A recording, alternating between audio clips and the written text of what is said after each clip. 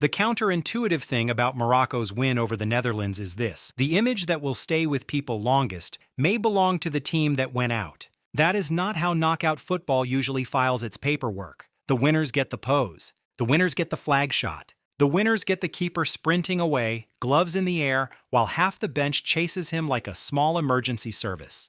Morocco got plenty of that in Monterrey. They got Yassine Bounou again. They got Ismael Saibari with the final penalty. They got a place in the last 16 against Canada in Houston on July 4th. And still, when this match is replayed in the mind, it begins with Cody Gakpo on the grass. So the riddle is not only how Morocco beat the Netherlands. That part is clear enough. 1-1 after extra time, Morocco 3-2 on penalties, round of 32, Estadio Monterrey, June 29, 2026.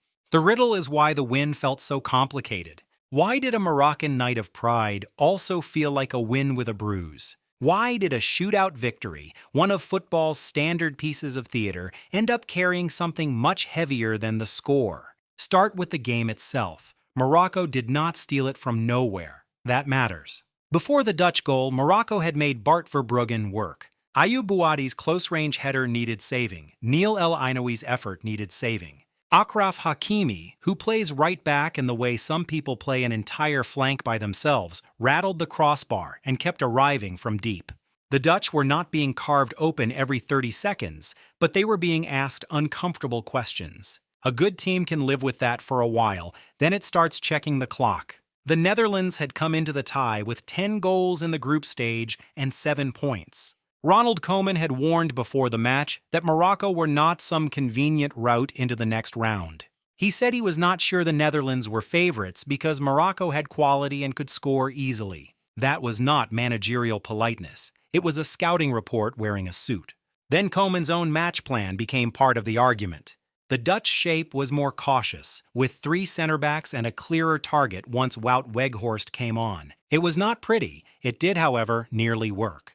This is the annoying thing about conservative tournament football. It can look unimaginative right up until it looks correct. In the 72nd minute, Weghorst's flick helped release Crescencio Summerville. Summerville stayed with the move, kept enough balance under pressure, and managed to get the ball across. Gakpo arrived and swept a first-time finish beyond Bounou. Netherlands 1, Morocco 0. On paper, this was the clean Dutch version of the night. Sit, absorb, survive the Moroccan waves, then punish them with one direct attack. A little ugly. Very useful. Nobody hangs an XG chart in a museum. But Morocco have spent the last 4 years building a habit of refusing the obvious ending. In Qatar, they became the first African and Arab side to reach a World Cup semifinal. They did not do that by looking romantic for 90 minutes. They did it by being hard to move, hard to read, and very hard to beat once the game entered the part where nerves start making decisions for people. That identity is still there. In stoppage time, substitute Kemsdijn Talbi delivered from the left. Issa Diop climbed above Virgil van Dijk and powered the header past Verbruggen, 90+1. 1-1. A Dutch plan that had spent the night looking functional suddenly looked fragile. Football loves doing that.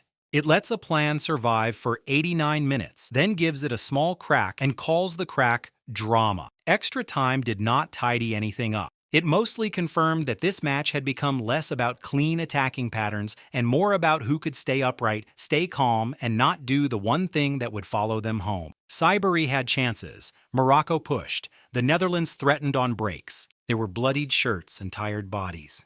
The game had the look of a file that had been opened too many times and saved incorrectly. Then came the shootout. And this is where Morocco's reputation stopped being background and became the plot. Toon Koopmeiners scored first for the Netherlands. El Ainoui hit the bar. Justin Kluivert, brought on before the shootout, struck the post. Soufiane Rahimi's penalty should have been a Verbruggen save, but the ball slipped loose, hit off him, and crept over the line. Wout Weghorst scored. Talbi scored. Quinton Timber put his kick wide. Hakimi then had the chance to finish it and hit the post. At that point, nobody was conducting a masterclass. This was not penalties as a science. This was penalties as a public stress test, 4 misses or failures to hit the target. One near save that became a goal anyway, a captain hitting the post with qualification waiting. Football's most basic task, 12 yards, 1 ball, 1 goalkeeper, had suddenly become a group therapy session with boots. Then Bounou faced Summerville. That is the part Morocco trust more than most teams would admit out loud. Bounou had already been this figure in 2022, when he saved 2 Spain penalties in the last 16, and Morocco won that shootout 3-0. The shirt changes, the country changes, the stadium changes, but the posture is familiar. He waits. He reads. He makes the taker feel as if the goal has quietly shrunk.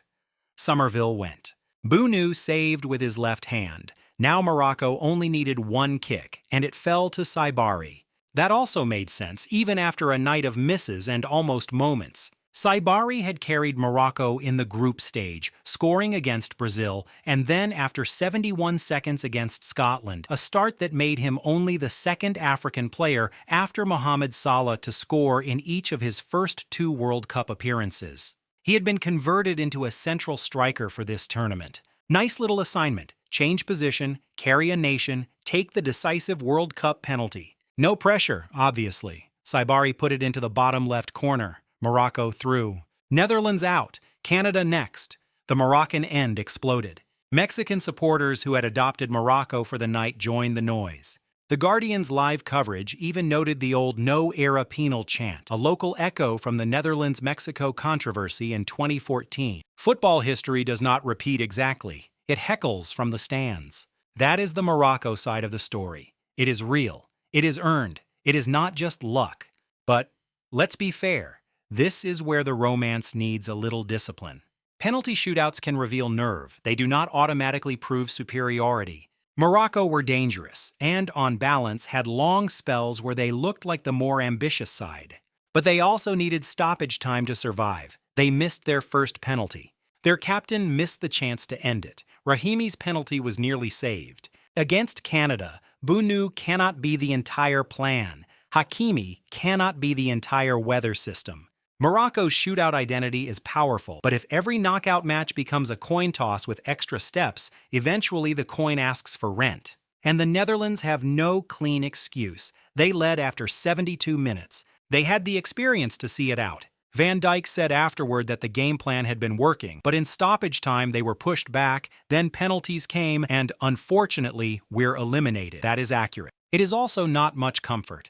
Accuracy rarely is. Koeman will take heat for the approach. He should.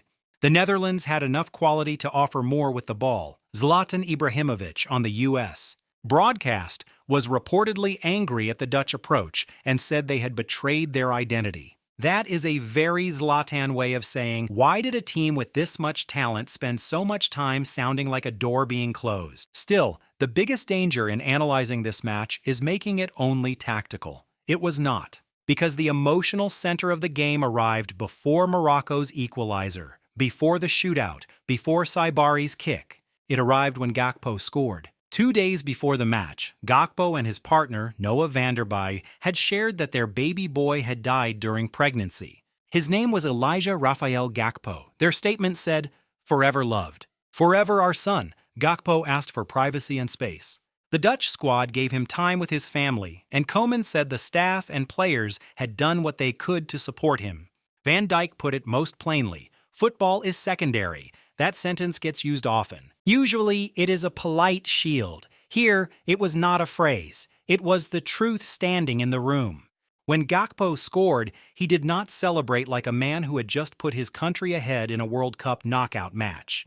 He fell to the ground, he was in tears, he pointed upward. His teammates rushed around him, and for a few seconds the usual language of football did not fit. Not heroic, not cinematic, not inspirational in the cheap way, just human. This is the part that has to be handled carefully. A goal does not repair that kind of grief. A World Cup moment does not turn private loss into a neat public lesson.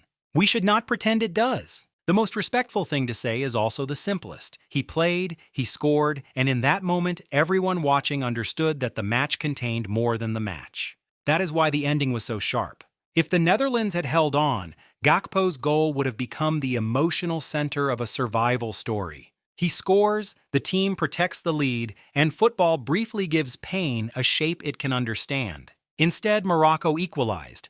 Bounou saved. Saibari scored. The Netherlands went out. And maybe that is why this was a win with a bruise. Morocco's joy was not diminished, but it shared the pitch with a grief that no result could organize. The Moroccan players deserved their sprint, their flags, their noise.